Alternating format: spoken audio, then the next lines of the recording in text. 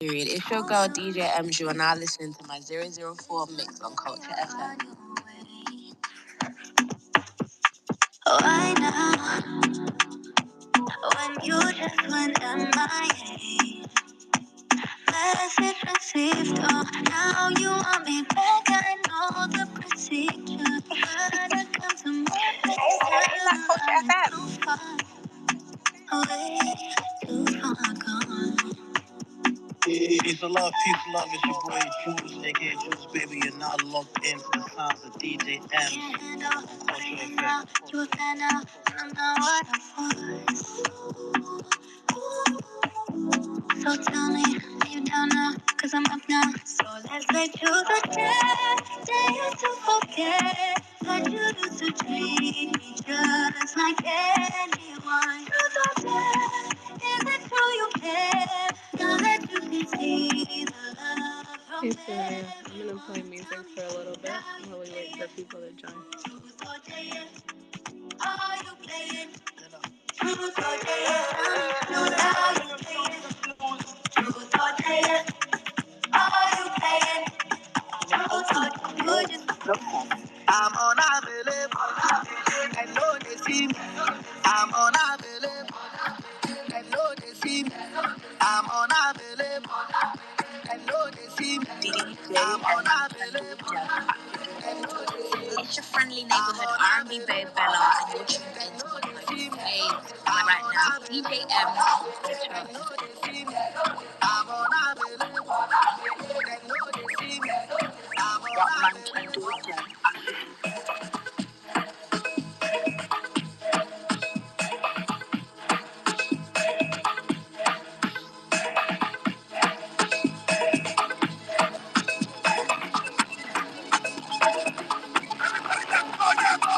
Give me the move. Yeah, give me the move. Wait, yeah, give me the move. Wait, yeah, give me the move. The way you are dancing, be like say they don't give you break fast. I'm a piano, not for shout, they give break fast. I'm a piano, go to carry you. Surayyah, are you able to hear me?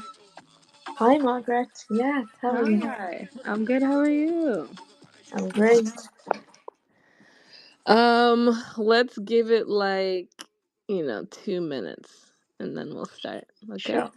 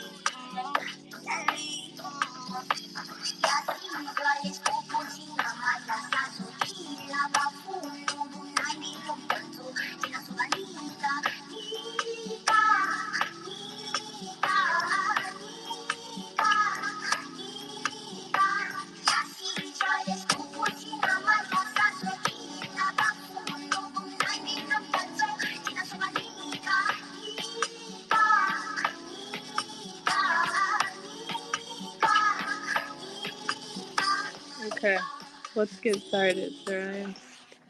Hey everyone, thank you so much for joining us for the second session of our Q2 office hours. Jazz will be joining us a little bit later on in the session if he's able to. But today our guest is Surayyah Ahmad. I will let Surayyah introduce herself. She is a VC at Aduno Capital. And without me butchering it, Surayyah, I'll let you share what you're doing now and what you've done in the past. Thank you very much, Margaret. Just a little bit of pre-call warning. My baby's here and she's having this call with me today. I hope you don't mind. This is Of the course first not. hour we're spending for the whole of the day, so I'm not giving it up. But yeah, my name is Surayyah Ahmed. I've been a founder for about 12 years. My first company was in e-commerce and fulfillment service, based in Nigeria. We were fulfilling orders for mostly international companies like Miniso that come into the country. So we're servicing West Africa at the time, Chad, Cameroon, Niger, and Nigeria. We raised some funding from a family office based in the north. We didn't raise VC because it wasn't a venture backable company, and this is now a discussion that I tend to have a lot with founders. We got acquired in 2021. Then I started another company in the UK in the e-commerce and AI space. We raised some funding for that company as well, but it failed. So I like to say I have both a failed and some sort of successful founder experience. Company got me into VC, where I was a venture partner for a couple of VCs here in London, helping them to source for deals and do due diligence in Africa. I quickly realized that I couldn't source for quality deals from my community, and that was deeply personal for me. So my attention sort of went to building something on the continent. So we started with TT Labs, which is an accelerator helping founders from underserved communities. And we've had our first cohort that's about to do their demo day. Off the back of that, then we started Aduna Capital, which is investing in with the same thesis.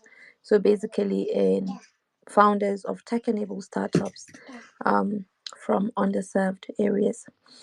I work on building both ecosystems, so ecosystem in Africa, but also in the UK. I work with Barclays as a consultant, helping founders that start companies here.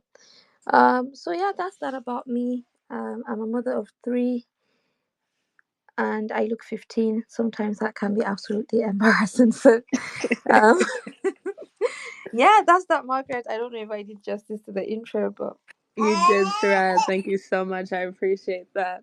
Um, so for everyone on the call, as you heard from Surayyah's background, she was an entrepreneur. She's built a company that was sold while not VC backed. She does have that experience of growing and scaling and selling.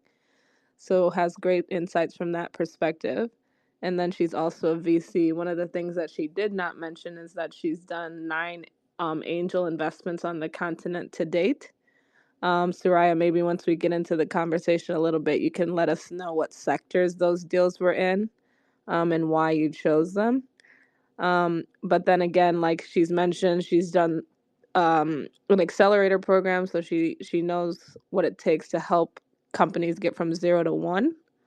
And then she's backing those companies up with her VC fund, as well as looking beyond the companies in her pipeline, to invest. So, Surayyah, what we do here on Office Hours is we give founders the opportunity to come up and pitch investors, um, as well as pitch other founders that have maybe that are a little bit further along in the building journey or have exited, so that the founders that might be earlier on in the process can get some feedback on their pitch. So as usual, for those of you who have been on this call before, feel free to raise your hand and come up on stage and pitch, so that we can get you some feedback on your pitch. But Surayyah, while we're waiting for people to come up on stage, I hope you wouldn't mind going a little bit deeper into how you came up with the first idea of your e-com company, um, so that we can get perspective on why you thought it was a great opportunity to build. honestly, it was one of the most natural ways of starting a company. So I've been an entrepreneur since I was 8, 10. I've been selling things, so naturally I'm always selling something. Like that was how I put myself through school and all of that. Um, so but I started to build a structured business when I saw that something that I started as sort of an entrepreneurial endeavor. So it was more for Africa at the time, helping people that were in Africa source for whatever they wanted outside the continent. At the time, I was in the UK.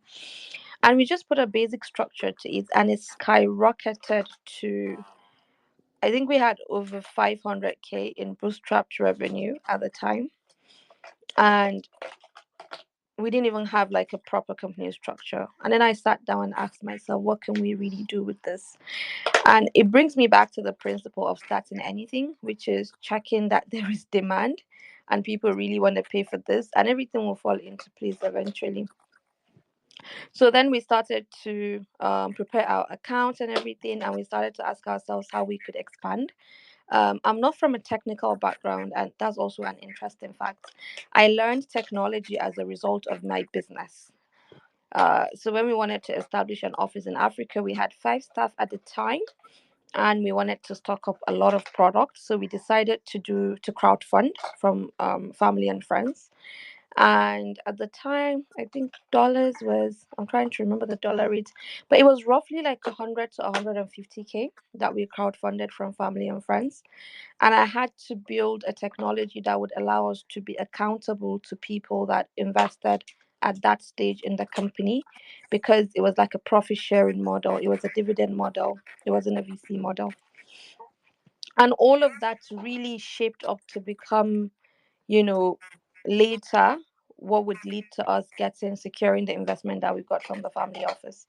Because after that particular crowdfunding thing that we did, we distributed around 25% net profit to people that joined the crowdfunding. But it wasn't sustainable. It made us realize that we needed equity investors. And so we went out there, especially when we got demand from Miniso and Co. That, okay, they're now in the country. They want to expand to service in other African countries. And we needed a company with our type of expertise to build the systems, but also fulfill the orders across the continent. So we had to go out there to seek for investment for that particular expansion, not for our core business, because our core business was very sustainable. We're netting like 15%, which was good enough for us, after all expenses. So we went out there to raise for that particular expansion of fulfilling orders for international companies. And yeah, the rest is really history. So again, back to the fundamentals. Well, a massive advocate of VC. I believe sorry. I believe the fundamental of any company is to see that there is demand, there are people willing to pay for the products, and there is some sort of path to profitability or sustainability. Yeah. Thank you for that, Surayyah. I do have some questions and I'll ask them later, but I'll let Mo come up and pitch. So, Mo, as you pitch, please let us know the name of the company, what your company is doing, why you have an unfair advantage or are differentiated from others building something similar, and how you make money. So, again, the name of your company, what you're doing, how you're differentiated, and how you make money. Hi, good afternoon, Ma. I'm really grateful to be here to pitch my startup. First of all, my name is Muhammad Awal Ahmad, aka Mohiddin. Yeah. What we are building is Flow Diary. The name of our startup is Flow Diary. Uh, it is an e-learning startup that focuses on teaching digital skills in Hausa language for easy understanding to support self-reliance. The problems we have encountered are, first of all, language barrier. There is no online platform that teaches digital skills in our native language, Hausa, and this is a problem that we have encountered in the northern part of Nigeria. Secondly, lack of mentorship. Youths who are passionate about building careers in the tech industry lack mentorship.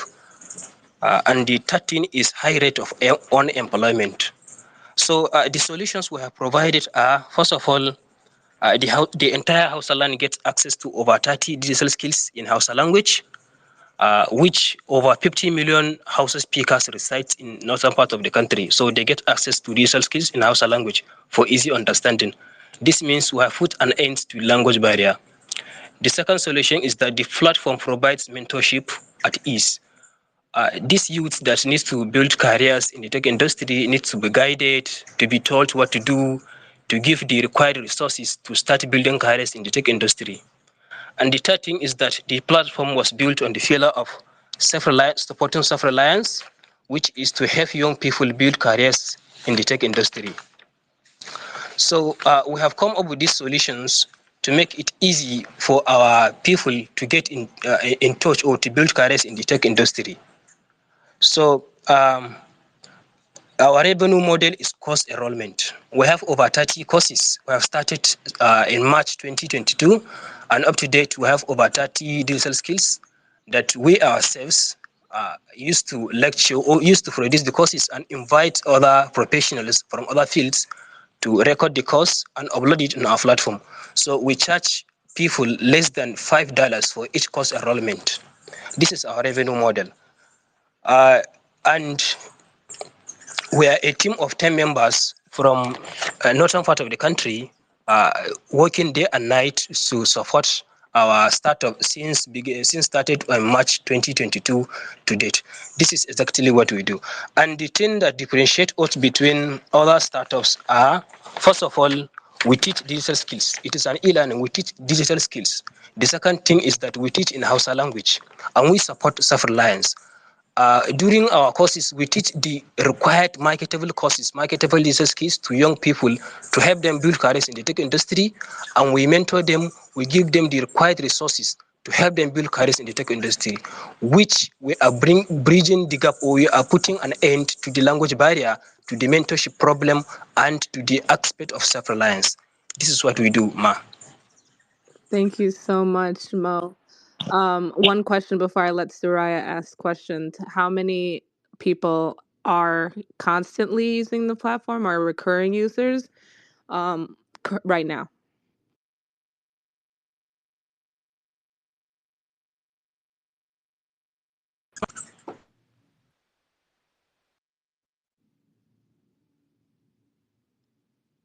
Mo, you're on mute. Did you hear my question? Sorry, Ma, can you repeat it? Yes, I said how many recurring users do you have on the platform today? Okay, starting from March 2022 to date, we have over 10,000 registered users, and most of them have enrolled to different courses of their choice. We have to guide them, to mentor them to select the best course of their choice. Then we teach them, we train them, and we mentor them in this online platform. Got you. Okay, Surayyah, I'll let you start with the questions to see what you think of what he's building. Thank you, Margaret. Um, Mohammed, you're building a great product for bridging language barrier. I have a couple of questions. First question is scalability. So while this product is relevant to northern Nigeria, which other countries or regions have you thought about expanding or scaling this to? And how do you intend to achieve that? So that's, I don't know if I should ask one question at a time, Margaret. So let me know. Yeah, let's do one at a time. All right then. So that's the first question, Mohammed. Sorry, Ma, I'm sorry. Can you please come over? Because So the the network first question issue didn't is: allow. you currently have this product launched in northern Nigeria, but for you to get investment Yes, ma'am. from VCs, it needs to go beyond northern Nigeria. So which other countries or regions are you thinking of expanding this product to, or can you expand this product to? And how do you intend to do that? Okay, ma. We currently have other students outside the country. For instance, Niger Republic, Cameroon, and Chad. These Hausa-speaking countries. We currently have students there, and we are planning to expand. But now we are focusing on Northern Nigeria. When we focus on Northern Nigeria and nail our startup in Northern Nigeria, then we expand to other countries rapidly. Because at the current moment, we have students across outside the countries, those Hausa-speaking countries, such as Niger Republic, Chad, and Cameroon, as I've said. Okay, thank you. You said that you have almost 10,000 students, or about 10,000 students. What is your revenue this month? So let's see, what's the month of May, and what was your revenue in April? Because I want to understand what the revenue growth has been. So you can either tell me your revenue and how much it has grown month on month, or you can just tell me what the previous months have been in comparison to the last month. Okay. Currently, our MRR's monthly recurring revenue is 350,000 naira monthly. And last month we were able to get 390,000 naira for the last month, May. Okay. And this is coming, this 390, how many users is that coming from? Most of our users are coming from our online platforms where we used to advertise, such as So Facebook. not, sorry, Uh, because I don't want to spend a lot of time. So not where are your users coming from? I said the 390,000 you got. How many users paid to give you 390,000? I'm sorry, ma, we haven't excluded this data, extracted this data. Okay. But how much do you charge averagely per course that they are enrolling in? Because our costs are very cheap, we charge at least 3,200, 2,500, even 2,000 naira. We are just starting that we need to make our cost very cheap for us to allow our community members to pay it, because we are getting it to them at.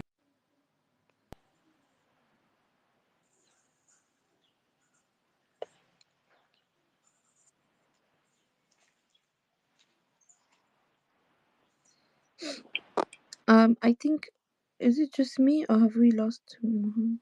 No, we can hear him, Surayyah. He said that he charges really cheap. He said 250k naira to get his community members to be able to participate. Okay. Yeah.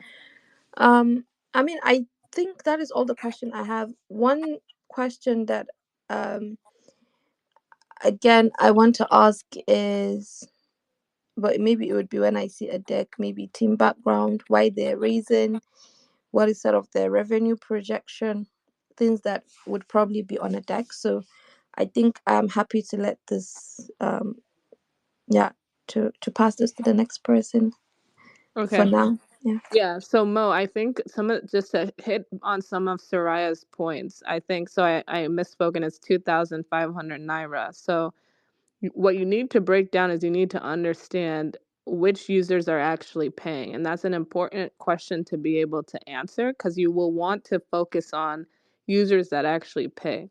So while the number 10,000 sounds like a big number of users on the platform, if a large majority of them are actually not paying users, then that's something you need to maybe refine the solution to get them to become paid users.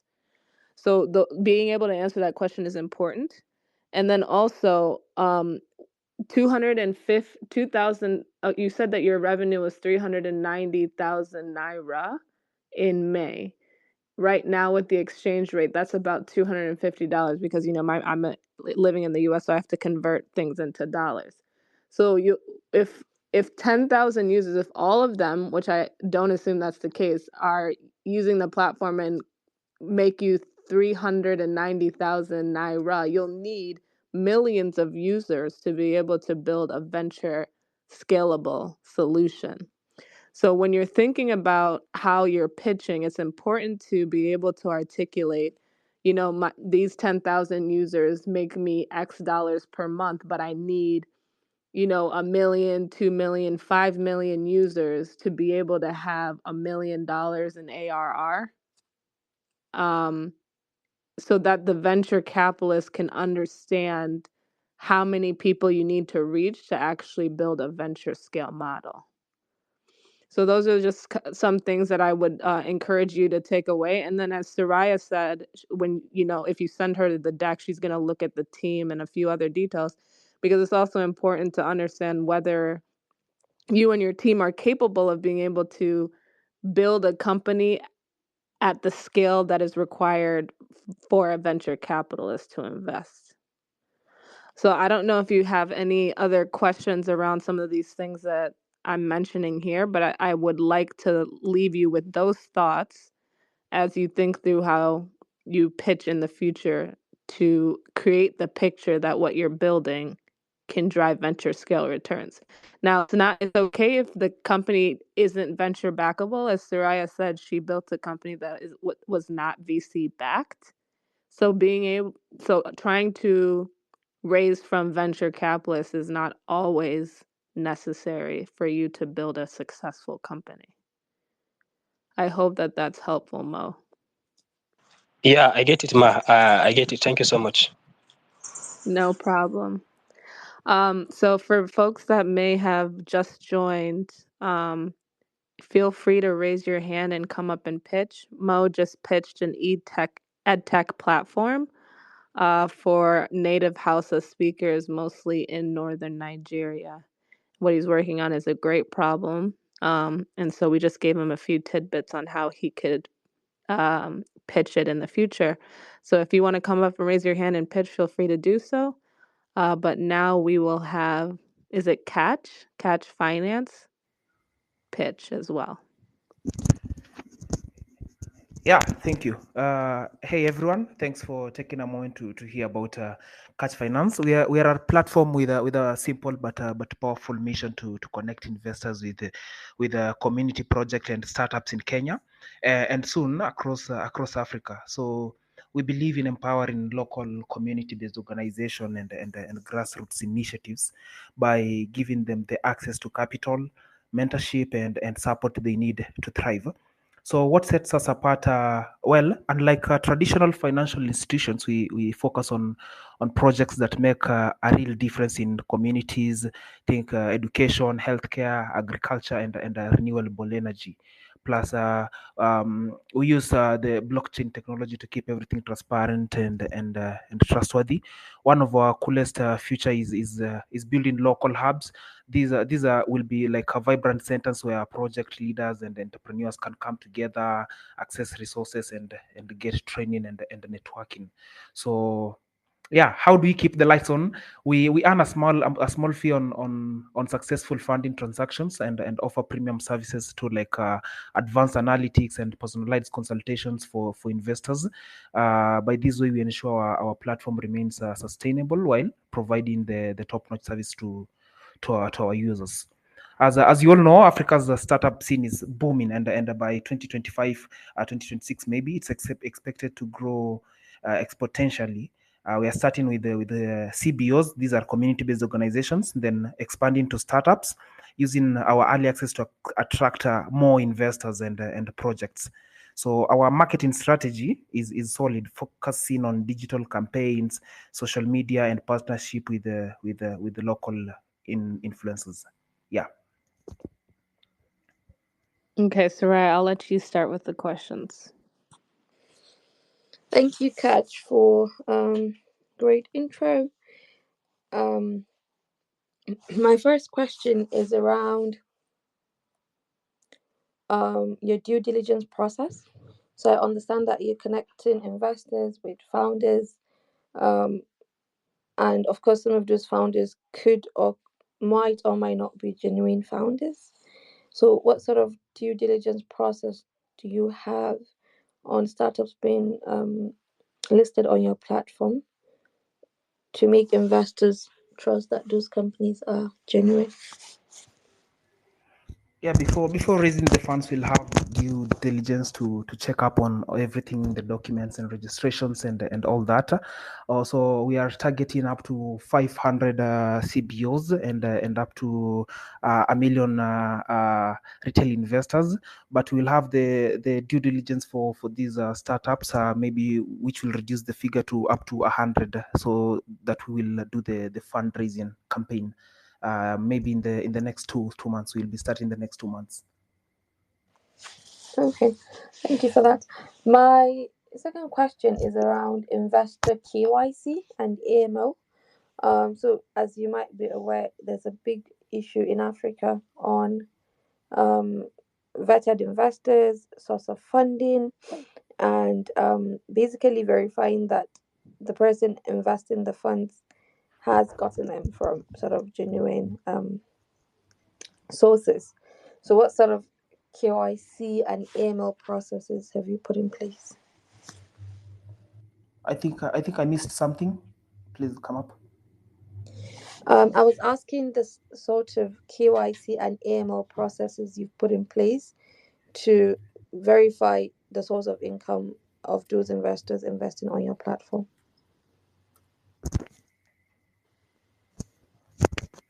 Okay. With that, I think I'll just catch up with a colleague. Then yeah, he'll share a bit more with the KYCs. Okay, But thank you. yeah, thank you. So my next question is around compliance. So with fintech, compliance is always like a big elephant in the room. So investors are going to ask you what sort of license you have that allows you to aggregate investments. So in Nigeria, if you're crowdfunding for people without a license, it's going to be illegal. I think same thing in the UK because it needs to be regulated by either the Financial Conduct Authority or the Securities and Exchange Commission. So, what sort of compliance or license do you have now that allows you to like operate this business?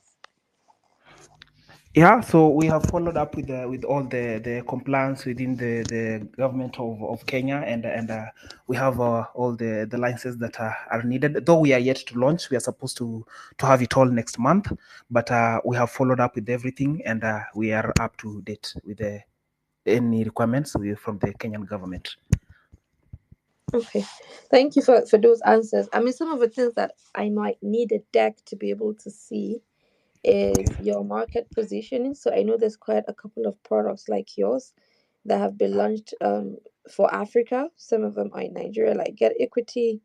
There's another one with a very similar name. I don't know if it's in Ghana. So there's quite a few of those platforms. Some of them probably shutting down for lack of business. So it'll be very interesting to see one, you know, how you intend to stand out or be different from those companies that are already existing. What is your own niche? What is your USP? But one thing that would also be interesting is seeing how you intend to build traction around this. So some companies are shutting down even after raising funding because there isn't enough business for them in this sector, whether there aren't enough investors or there just aren't enough quality startups. I don't think it's the case of startups. It might be the case of people not having enough money in their pockets to invest. So I would love to know how you intend to get around that particular barrier and how you intend to stay alive.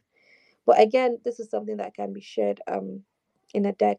So Margaret, just for clarity, any deck that I ask for on this call is not for investment. I just have to be very clear. Is because when I speak with a founder, sometimes I feel the need to give a bit more extra support or extra advice. So I'll probably try and make time and give you that feedback and support.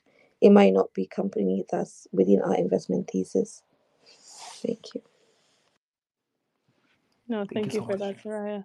Yeah, so Kesh, I think Surayyah gave really, really good feedback points, things to think about, and questions to, be prepared to answer. But I'll leave it at that. I won't harp on anything else. So again, for folks that are in the room, if you're interested in pitching, feel free to do so. Again, I think some new people have joined. So quickly, Surayyah is a past founder. She had built a company over 12 years. Okay, maybe I don't know if that company took over 12 years, Surayyah, but you've been a founder for over 12 years. Um, she sold her first company. It was an e-commerce company based in Africa. And then she also built an e-com company that was venture backed in the UK, but that one failed. So she has one success with an exit and one failure. She became a venture partner and was supporting VCs across the UK. Um, and then also became a VC herself. She runs her own fund, Duna Capital, and runs an accelerator program called TT Lab. So she has the perspective of the founder as well as the investor. And so if you're interested in pitching her, feel free to raise your hand and come up on stage. But Surayyah, as we're waiting for people to come on stage, let me ask you a question about some of your angel investments. So you've done 9 to date in Africa. You might be able to disclose some of those deals and maybe not, but give us a little bit of perspective on why you wrote some of those checks. Like what companies or types of companies, without maybe having to disclose the names, did you think would do really well when you initially invested and maybe ended up not doing as well, or which ones did you maybe have a little bit of skepticism and did a check anyway, and they're doing well? And I know as an investor, for the most part, you have to have conviction to write a check, but there might be a company that you wrote a check into early on, they struggled a bit, and then all of a sudden things turn around and they're doing great. Or there was a company you wrote a check in that had a great acceleration early on, and then things, you know, turned around and weren't going on as well as you might have expected. Thank you for that question, Margaret. So definitely across multiple sectors, from agri to fintech to manufacturing, or I mean, it was sort of, this was a loose system based in Madagascar and South Africa. So yeah, across different sectors, to be honest. I'm a bit of a traditionalist. I like products that have potential to have actual impact in communities. So like Luat was a company that was creating like toilets for um, very local areas, and they're like patented and stuff. Very sort of innovative approach to solving local sewage problems in Africa. So I loved that. I mean, even if you don't return any money, I just loved it. I invested anyway. Um, so that's sort of from the perspective of community um, approach or impact approach. Some I invested for financial reasons, like the fintech, because there was a fintech buzz, and anybody that got a chance at a good fintech product, they invest. So that was that. Some of them, like the agric one, it's doing quite well in terms of revenue and traction, but it's not venture backable. And initially, the thought was for it to be venture backable. And I think these are some of the conversations that we're not having enough for people to know that companies might not be venture backable. It doesn't mean you can't grow, you can start and scale them organically through private equity or investment from family offices, and then eventually list on the Nigerian Stock Exchange. Like, there's many paths to getting funded to having a successful company. Even Transcorp is not a venture backable company, and their shares and stocks have been making waves, right? So I always say, like, why I love VC, I feel like it might have presented a certain narrative in our society that needs to change, which is people building for VCs. VC VC is not the norm, is the outlier. It's an outlier game. It's a power law game. People invest in companies that have the potential to become astronomically successful. And 9 out of 10 times, those companies will not be that. They will be maybe SMEs, they will remain SMEs, or become medium enterprises, or eventually become large companies to list on the stock exchange. And that's completely okay. It's just the self-awareness bit, is knowing and understanding that this company is not venture backable. It's not what a VC would be looking for. But this is your own roadmap or trajectory to growing and potentially having some share capital increase for yourself, whether it's bringing private equity investors to buy part of your shares and then you get some liquidity, or is eventually listing in your local stock exchange and getting more liquidity for expansion. There's just so many ways to do this, and as much as VC has made so much noise, it's not the only way to do it. So, Surayyah, to that point on private equity, where do entrepreneurs find private equity investors in Africa? I think the strangest thing about private equity is, the thing with Africa is a lot of things are not structured, right? Even VC isn't. It's probably just beginning to get good structure now. If you speak to any regular investment firm or a family office, they will tell you they invest in companies and they invest for equity. So they're private equity, but not as pronounced as you would find a private equity firm in the US or in Europe. So it's basically going after small family offices that have money to invest. And if they decide to invest in you, it's basically like that. They're not like structured, very highly structured private equity firms. A lot of them are family offices. So look around for more family offices. Some of them are very private. So try to speak to your network of HNIs. Some of them have very small investment arms, within their within the network, and then they'll be like, yeah, this person does this. It's very, very network based. That's what I would say. They're not as out there or as pronounced as VCs are. So, Surayyah, given that you are someone that's raised from a family office, what was that DD process like, and how does it differ from a VC process? So, and yeah, that's a very important question. I wanted to make a last point before, so I'm going to make a last point on how to find them before I answer that question. There's a lot of companies or investment vehicles that are coming up now that are focused on investing in small and medium enterprises. And even though they're not calling themselves family offices or private equity firms, we know they're private equity firms. They might call themselves VCs, but because they're investing in small and medium enterprises, they're not really VCs. They are private equity firms. So look them up. The terminology that you use in looking them up might matter. So investors in small and medium enterprises, you have quite a couple of them. So that's on that side. Then, Margaret, on the DD side, a lot of it was one around tangible assets. So while VC is very reliant on technology, brand, and stuff, those things had some impact. But most importantly, it was inventory that we claim to have, it was assets that we claim to have on our balance sheets, it was liabilities. So it was sort of going down to that granular liquidity level because they're very liquidity focused. And I think the second thing was on profitability. It was really checking that we could be sustainably profitable and that eventually they could start to get some good amount of dividends. And again, this is very private equity focused because VCs are not looking for dividends; they're looking for, you know, increase in share value, and so on. So it's mostly sort of around that. There is of course Team DD, but a lot of it was basically supply chain, asset, balance sheet stuff, profitability, and sustainability.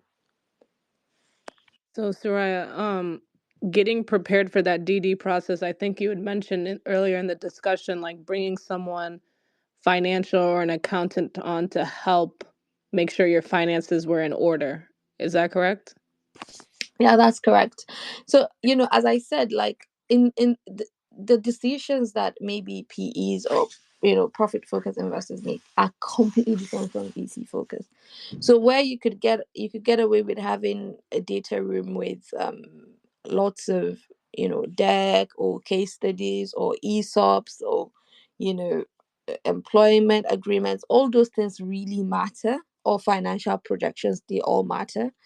But PEs are mostly looking at the crux of where you are right now in your finances and the health of your business. So, whatever records you have, you really have to be financially diligent from day one. You have to make sure you're not overspending on things that are not relevant.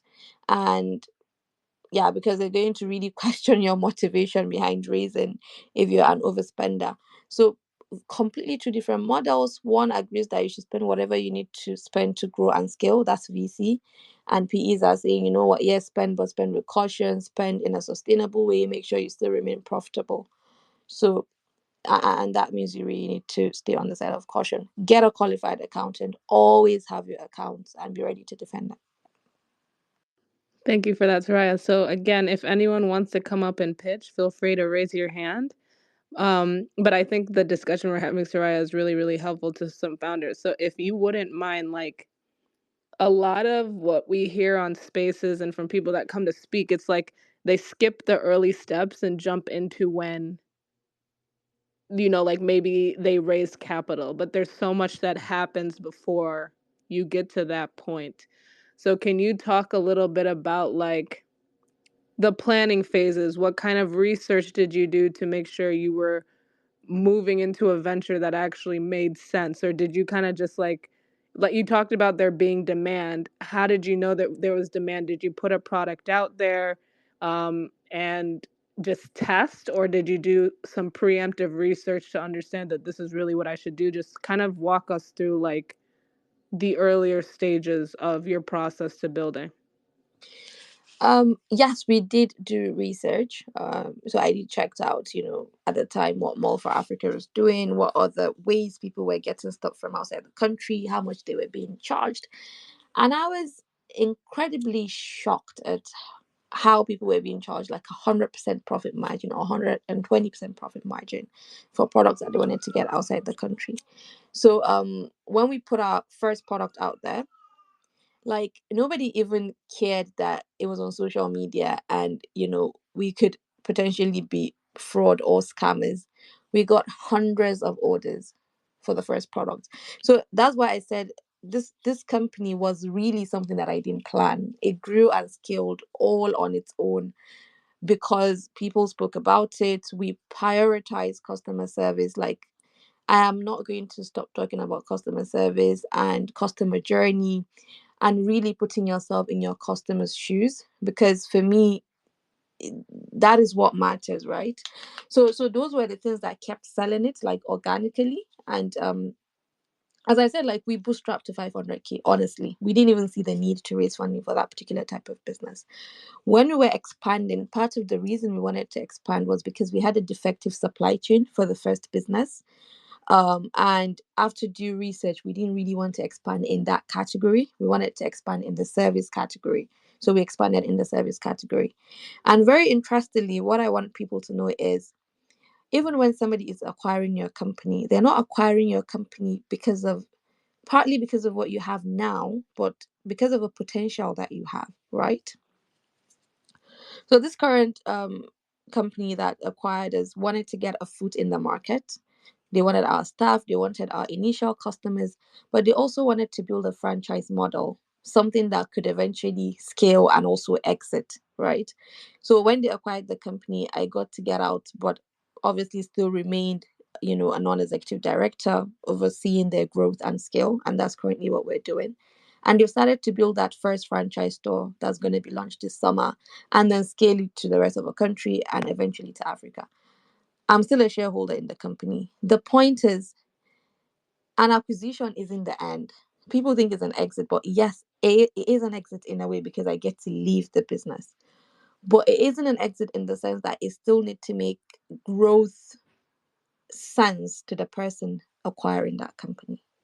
If there's no potential that they can get something valuable out of that, it could be killing a competition, like we've seen it happen before. But if you're in Africa, you know that 9 out of 10 times is because they need to get some value from you. So make sure you're positioned to provide some sort of value in case something like this comes.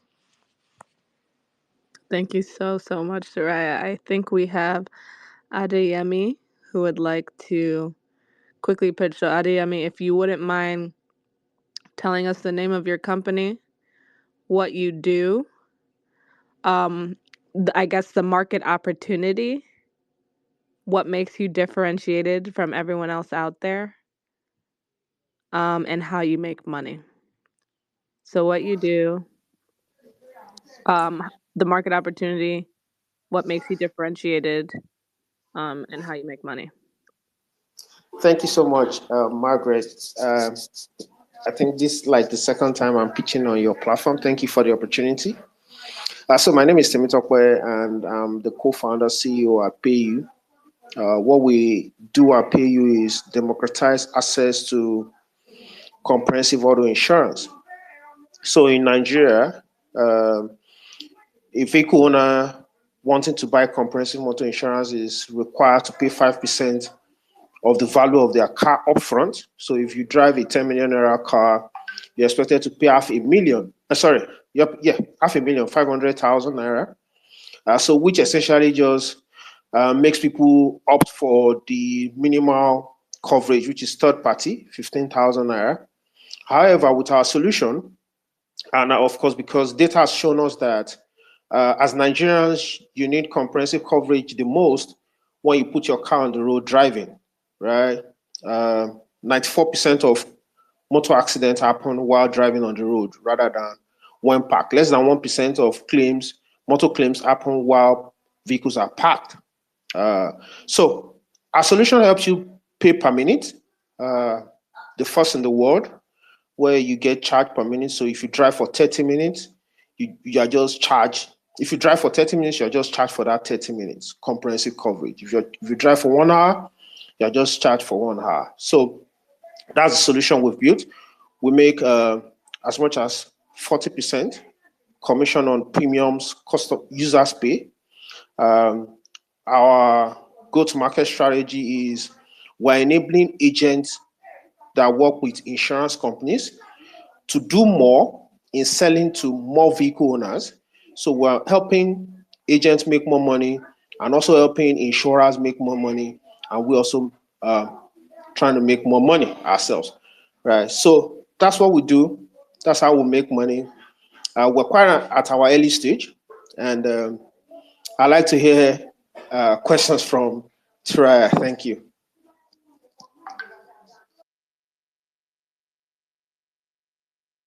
Um, Thank you very much. I'm looking for, yeah, thank you very much, Adeyemi, for that. Can you talk me through your current traction in terms of number of customers you're providing insurance to, and in terms of amount and month-on-month growth, if that's also possible? Thank you. Yeah, so we've not posted real tractions because we've been doing distributions all by ourselves because of course our regulator asks us to do that so they can test out our pricing model if the premiums are sufficient to carry per minute billing. So in answering your question specifically, uh, in the month of April, we're able to do 180 USD. In the month of May, we're able to do 240 USD. And right now, we have an insurer who has given the group head of retail a budget on PayU to do 100 million in the next, I mean, within July to December this year. So that's where we are as regards traction. Yeah. Thank you, Adeyemi. One thing I would like to push back a little bit on is your stats of saying Nigerians need to pay what 5% of the cost of a car for an insurance, for a comprehensive insurance. I would love to see the source of that data. And I'm saying this because sometimes people think investors don't check data, but they actually do check it. No, no, no, no, no, no. So Since yeah. since 1st of January 2020 2023, the Mm-hmm. regulator had instructed. It's a common document. You can Google it. From 1st of Okay. January 2023, nobody Mm-hmm. pays less than 5%. If you have any insurer that is taking less than 5% from you, please kindly tell me and let me quickly take it up with NICOM. Okay. So if any insurer cannot pay less than 5%, how do you intend to charge less than 5%? What kind of compliance would you have with the regulator? So you as an insurer, you can't take less than 5%. So we are charging per minute, right? So because we understand that as a vehicle owner, you actually need comprehensive coverage while driving on the road. So we're charging per minute. But if you stay on PayU platform for an entire year, every minute of the day for an entire year, of course you'll be paying more than 5%. I don't know if you understand what I'm saying. Okay, so do you currently have regulatory backing for this type of billing? Yeah, we have license. We have license that was given to us July of 2022 to get into the market and see what the market response, how the market responds within 3 years. And we've gotten back to the regulator and we're like, okay, our loss ratio is even better than uh, the industry. That's uh, the incumbent, right? And they're like, okay, that makes sense. You can therefore start talking to insurers for distribution purposes. So we're talking to AXA, Allianz, NEM Insurance, but of course, Universal has taken it up and have given their retail department. As a matter of fact, they even hired someone to drive PayU sales within Universal Insurance PLC, 100 million for the rest of the year. Yeah. Okay, so you're redistributing the product of existing insurance. No, no, no. We are not redistributing. We have created a new kind of product from existing product to be distributed by insurers. I'm not sure if I'm the only one that's confused, but you might have to explain that again. So the explanation is what vehicle owners are used to is either you buy third party motor insurance, which is currently 15,000 naira, or you want to buy comprehensive motor insurance, which is currently 5% of the value of your car, right? So what we have therefore built is you don't. So let me use myself as an example. I use this product every day, right? My car is valued at 10 million. I'm supposed to pay 500,000 to an insurance company for an annual coverage, but I currently spend 20,000 because of how I drive and how I move. I currently spend 20,000 naira on PayU platform every month. So that means in a year I'm going to spend 240k, right? So it makes a lot of financial sense to me as a vehicle owner. It also makes a lot of financial sense to the insurance industry because the entire industry will have lost on a 250k extra they will get from me. I will have just opted for third party, 15,000 naira. So I don't know if you Yeah. understand. So how are you tracking this per minute consumption? Yeah, so it's via mobile app. We have our mobile app on Google Play Store and Apple Store. So you download the app, you onboard yourself in less than 5 minutes. You turn on the app whenever you want to drive out of your house or drive out of your office or you drive at all, right? And the app automatic. So once you turn it on, it's a timer that keeps ticking in seconds, in minutes, in hours. And at the end of the day, when you turn it off, it gives you calculation of how much you spent and debits it from there's an in-app wallet and debits it from your whatever balance you have in your wallet. Yeah. Okay. And does the cast does this stop recording when you're packed and out of Wait, the can I car? ask a question here, Sarah, as well? Sorry, sure. Go Yeah. ahead. So Yeah, so so to when that you point, park your car, if I hold on, Adeyemi, can I ask a question? When please go ahead, ma'am. when you if I'm the one who has to turn on the app when I get into my car, what stops me from not turning it on so I don't have to pay the insurance? Yeah, so if you don't turn, of course, I mean, people have been driving with just third party. So if you choose not to turn on the app, because of course the app reminds you whenever you get into your car, will say, if it is in the morning, good morning, Mrs. Margaret. I guess you're driving. So it will give you that prompt, yes or no. So if you click on yes, you're driving, the app automatically starts working, right? And you get coverage. If you say no, because of course you could be in Uber or you could be in public transport. If you say no, then the app goes back to rest. So if you choose not to turn it on, you've chosen to insure yourself for that particular trip. Okay, Sarah, you want to ask your question? Apologies. Yeah, that's fine. I think my question was if the app continues to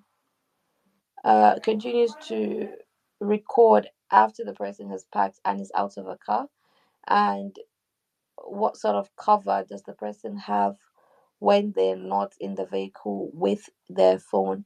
And I'm saying this assuming comprehensive insurance is basically to cover you against all possible accidents.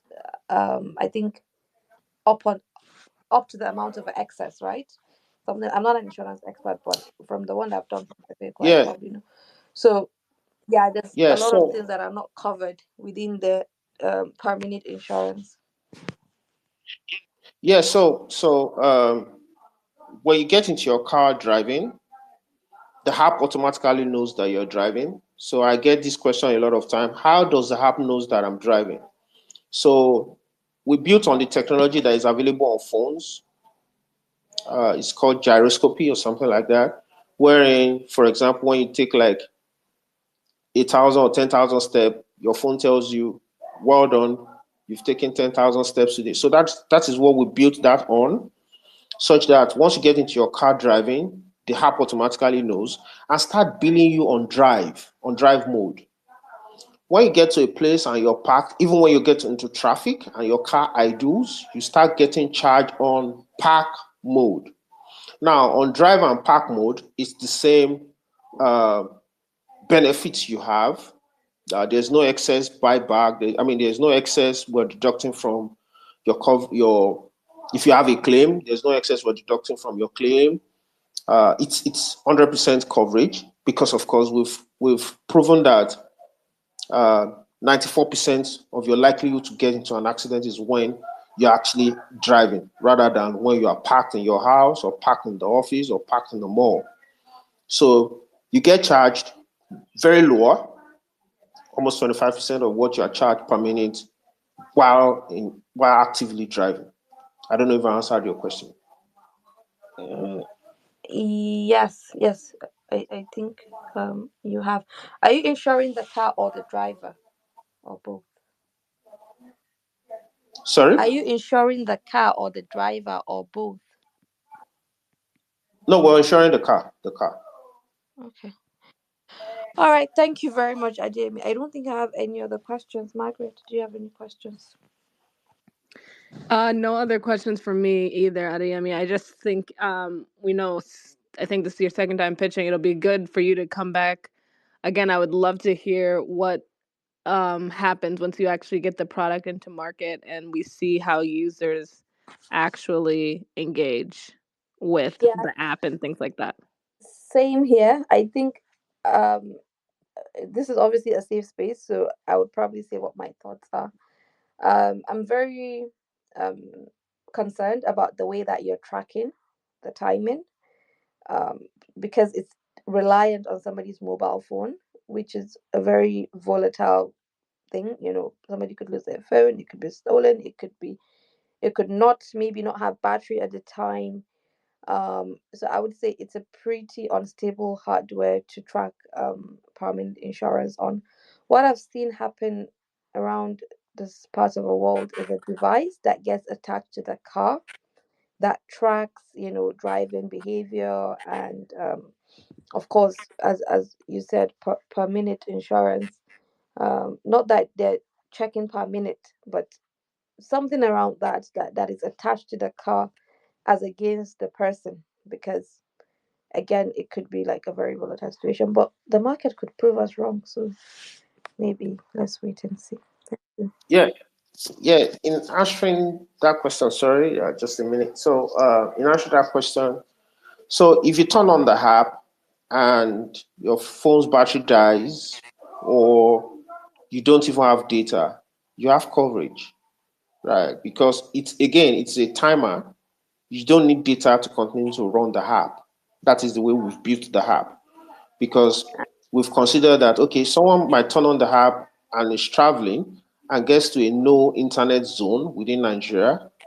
What happens to that person if they get into a claim, right? So you only need data in carrying out two actions on the app: when you're turning it on and when you're turning it off. But I, So whatever happens in between. sorry, Ademi, we're in Yeah, go Nigeria. ahead. Some people spend 3 days without light. They come out, their phones are not charged. They enter a car and their phones are not on. So I mean, again, I'm just trying to cover possible scenarios that could make a person not have a phone at the time and want to have insurance.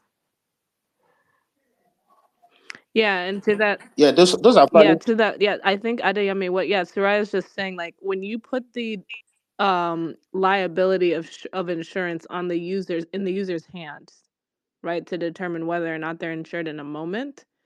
Um, one, it could impact your revenue model because people could choose not to turn on the device.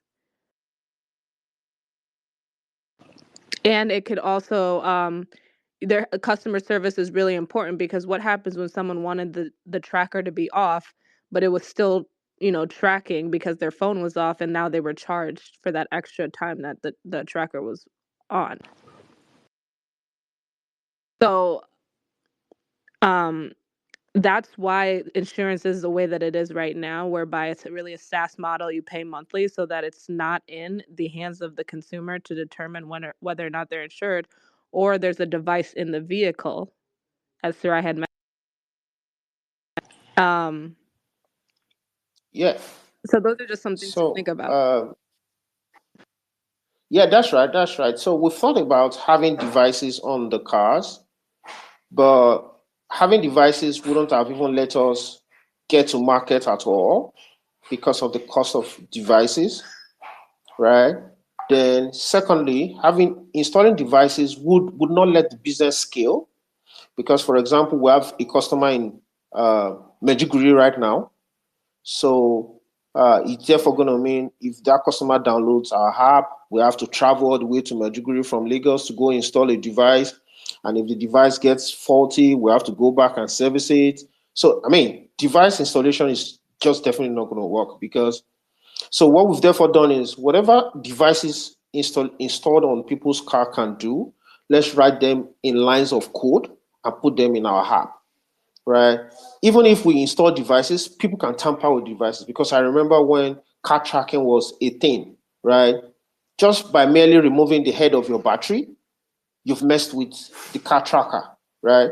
So, but of course, people have chargers within their cars. If their phone run, I mean, if their phone is dead, almost everybody has like a car charger that they can plug in if their phone is dead to just charge it up and all of that, right? So, we just believe strongly well that what we need to continue to do is to continue to find ways to make sure that users are reminded to turn on their app whenever they get into their car.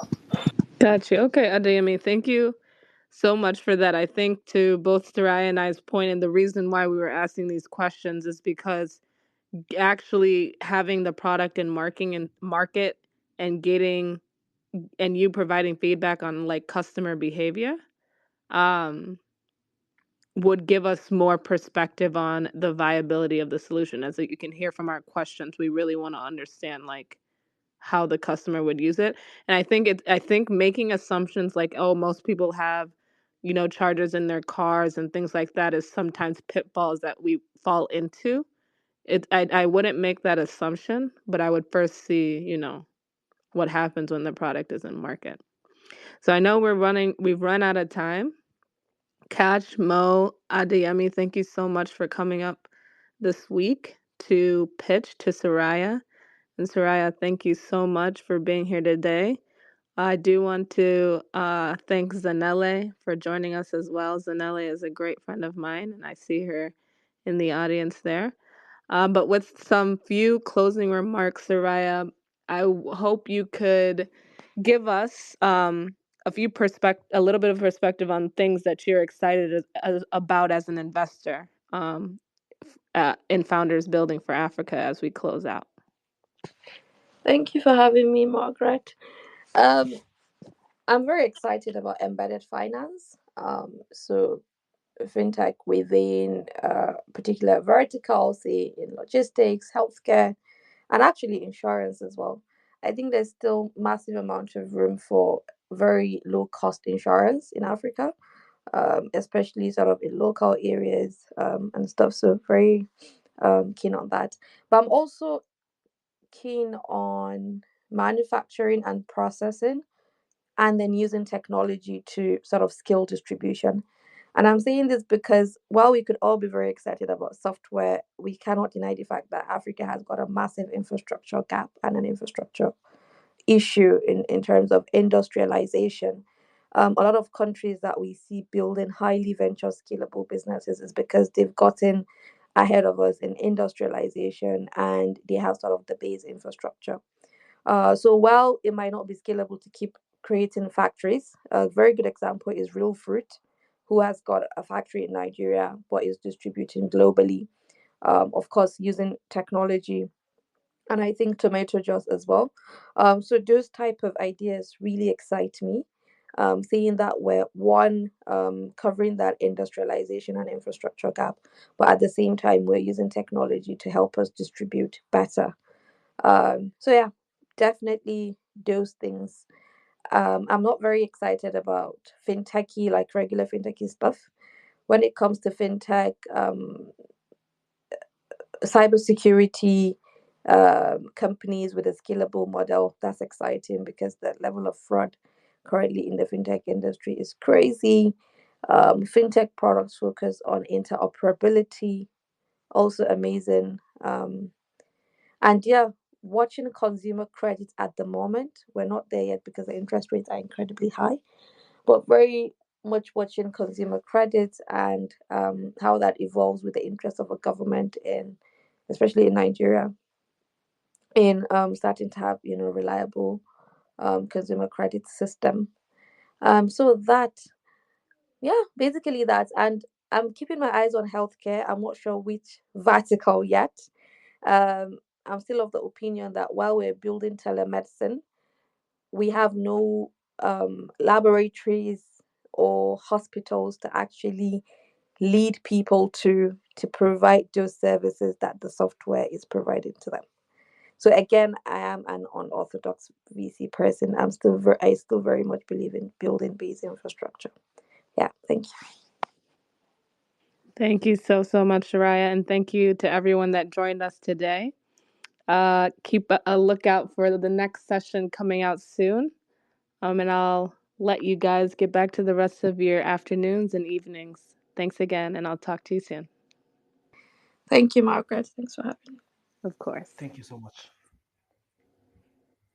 Thank you. Thank you.